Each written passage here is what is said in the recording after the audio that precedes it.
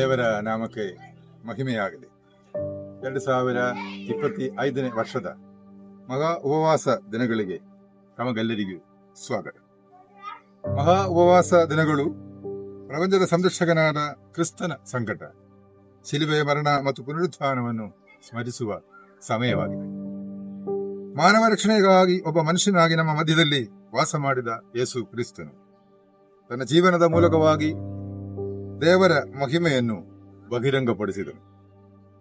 ಈ ದಿನದ ಪಾರಾಯಣ ಭಾಗವು ಎಗಜ್ಕೇಲ್ನ ಪ್ರವಾದನೆ ಗ್ರಂಥ 36ನೇ ಅಧ್ಯಾಯ 22ರಿಂದ 28 ತನಕ ಇರುವಂತಹ ವಚನಗಳು ಹಾಗೂ ಯೋಹಾನನು ಬರೆದ ಸುವಾರ್ತೆ 2ನೇ ಅಧ್ಯಾಯ 1ರಿಂದ 11 ತನಕ ಇರುವಂತಹ ವಚನಗಳು. ಎಗಜ್ಕೇಲ 36ರಲ್ಲಿ ಇಸ್ರಾಯೇಲ್ ಜನರು ಇನ್ನಿತರರ ಮಧ್ಯದಲ್ಲಿ ಅಪಕೀರ್ತಿ ಮಾಡಿದ ಯೆಹೋವ ನಾಮವನ್ನು ಇಸ್ರಾಯೇಲರ ರಕ್ಷಣಾ ಮೂಲಕವಾಗಿ ಕಾಪಾಡಿಕೊಳ್ಳುವ ಯೆಹೋವನನ್ನು ನಾವು ನೋಡುತ್ತೇವೆ.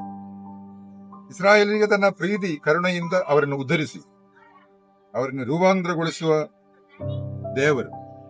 26ನೇ ವಾಕ್ಯ, ಸಕಲ ವಿಧವಾದ ಹೊಲಸಿನಿಂದಲೂ ನಿಮ್ಮನ್ನು ಶುದ್ಧಿ ಮಾಡು, ನಾನು ನಿಮಗೆ ಹೊಸ ಮನಸ್ಸನ್ನು ಕೊಟ್ಟು ನಿಮ್ಮಲ್ಲಿ ನೂತನ ಸ್ವಭಾವವನ್ನು ಹುಟ್ಟಿಸುವನು. ಕಲ್ಲಾದ ಹೃದಯವನ್ನು ನಿಮ್ಮೊಳಗಿಂದ ತೆಗೆದು ಮೃದುವಾದ ಹೃದಯವನ್ನು ನಿಮಗೆ ದಯಪಾಲಿಸು. ಅವರನ್ನು ತನ್ನ ಪ್ರೀತಿ ಕರುಣೆಯ ಮೂಲಕವಾಗಿ ಅವರನ್ನು ರೂಪಾಂತರಪಡಿಸಿ ಜನರು ಅವರನ್ನು ಹೊಗಳಿಕೊಳ್ಳುವಂತೆ, ಆ ದೇವರನ್ನ ಹೊಗಳಿಕೊಳ್ಳುವಂತೆ ಅವರನ್ನು ರೂಪಾಂತರಪಡಿಸಿದಂದಾಗ ದೇವರನ್ನು ನಾವು ಅಲ್ಲಿ ನೋಡ್ತೀವಿ. ಪವಿತ್ರ ಯೋಹಾನನು ಬರೆದ ಸುವಾರ್ತೆಯಲ್ಲಿ ಗಲೀಲಾಯದ ಕಾನಾ ಎಂಬ ಊರಿನಲ್ಲಿ ಮದುವೆಯ ಮನೆಯಲ್ಲಿ ಆ ಕುಟುಂಬವು ಅಪಹಾಸ್ಯಕ್ಕೆ ಗುರಿಯಾಗುವಂತಹ ಸಂದರ್ಭ. ಯೇಸುವಿನ ಸಾನ್ನಿಧ್ಯ ಅದನ್ನು ಬದಲಾಯಿಸುವಂತೆ ಆಗಿತ್ತು. ಅವರ ನೋವಿನ ಅನುಭವದಲ್ಲಿ ಕರುಣೆ ತೋರಿಸುವಂತದಾಗಿತ್ತು. ಅಲ್ಲಿನ ಸೇವಕರ ವಿಧೇಯತ್ವ ಮಹಾ ಅದ್ಭುತವನ್ನು ದರ್ಶಿಸುವುದೊಂದೇ ಕಾರಣವಾಯಿತು. ಯೇಸು ಸ್ವಾಮಿಯ ಆಹ್ವಾನ, ಆ ಕಲ್ಲಿನ ಬಾಣಗಳಲ್ಲಿ ನೀರನ್ನ ತುಂಬಿರಿ, ಅದನ್ನ ತೋಡಿಕೊಂಡು ಪಾರ್ವತಿಗಾರನಿಗೆ ಕೊಡಿರಿ. ಯೇಸು ಸ್ವಾಮಿಯ ಈ ಆಹ್ವಾನವನ್ನು ಪ್ರಶ್ನಿಸದೆ, ಸಂದೇಹವಿಲ್ಲದೆ ಆ ಸೇವಕರು ಅದನ್ನು ಮಾಡಿರುವುದರ ಮೂಲಕವಾಗಿ ಆ ಕುಟುಂಬಕ್ಕೆ ಸಂತೋಷವನ್ನು ಉಂಟಾಗುವಂತೆ ಅದು ಕಾರಣವಾಯಿತು.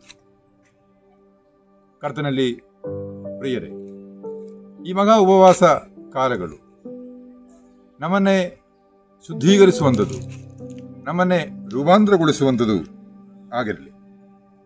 ನಮ್ಮ ಸಮಸ್ಯೆಗಳಲ್ಲಿ, ಸಂಘರ್ಷಗಳಲ್ಲಿ, ಎಲ್ಲ ಚಿಂತಾಭಾರಗಳನ್ನು, ನಮ್ಮ ನೋವನ್ನು ಅರಿಯುವ ಆ ದೇವರ ಸನ್ನಿಧಿಯಲ್ಲಿ ಸಮರ್ಪಿಸುವರಾಗಿರೋಣ.